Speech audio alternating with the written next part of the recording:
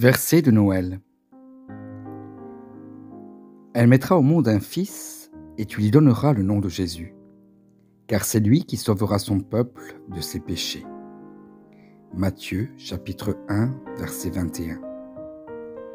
Aujourd'hui, dans la ville de David, il vous est né un sauveur, qui est le Messie, le Seigneur.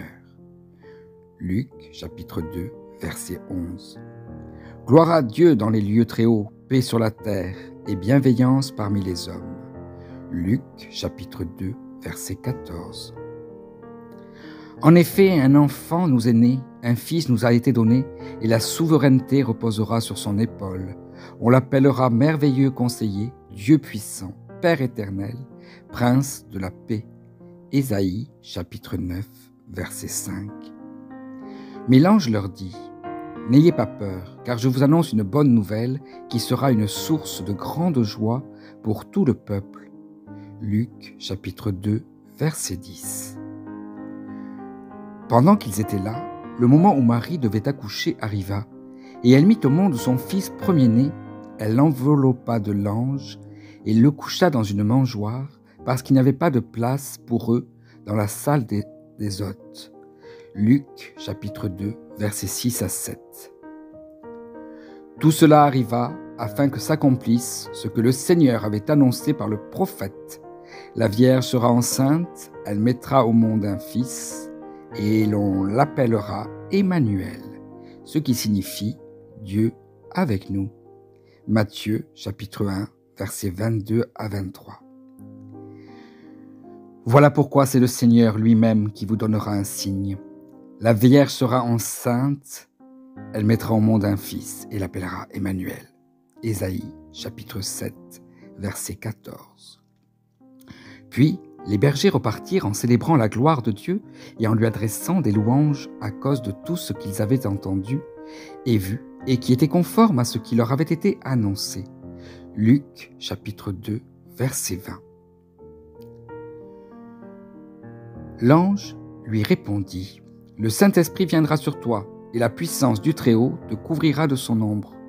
C'est pourquoi le Saint-Enfant qui naîtra sera appelé Fils de Dieu. Luc, chapitre 1, verset 35. Joseph aussi monta de la Galilée, de la ville de Nazareth, pour se rendre en Judée, dans la ville de David, appelée Bethléem, parce qu'il était de la famille et de la lignée de David. Il y alla pour se faire inscrire avec sa femme Marie, qui était enceinte. Luc, chapitre 2, versets 4 à 5. Comme il y pensait, un ange du Seigneur lui apparut dans un rêve et dit: Joseph, descendant de David, n'aie pas peur de prendre Marie pour femme, car l'enfant qu'elle porte vient du Saint-Esprit. Matthieu, chapitre 1, verset 20. L'ange lui dit: N'aie pas peur, Marie, car tu as trouvé grâce auprès de Dieu. Voici que tu seras enceinte, tu mettras au monde un fils, et tu lui donneras le nom de Jésus. Luc, chapitre 1, versets 30 à 31. Jésus naquit à Bethléem en Judée, à l'époque du roi Hérode. Or, des mages, venus d'Orient, arrivèrent à Jérusalem et dirent: Où est le roi des Juifs qui vient de naître?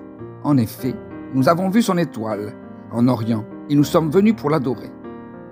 Matthieu, chapitre 2, versets 1 à 2. Et toi, Bethléem Ephrata, qui est petite parmi les villes de Juda, de toi sortira pour moi celui qui dominera sur Israël, et dont l'origine remonte loin dans le passé, à l'éternité. Michée, chapitre 5, verset 1. Voici de quelle manière arriva la naissance de Jésus-Christ. Marie, sa mère, était fiancée à Joseph. Or, avant qu'ils aient habité ensemble, elle se trouva enceinte par l'action du Saint-Esprit. Matthieu, chapitre 1, verset 18. Soyez bénis et de bonnes fêtes de Noël pour célébrer notre Seigneur et Sauveur. Amen.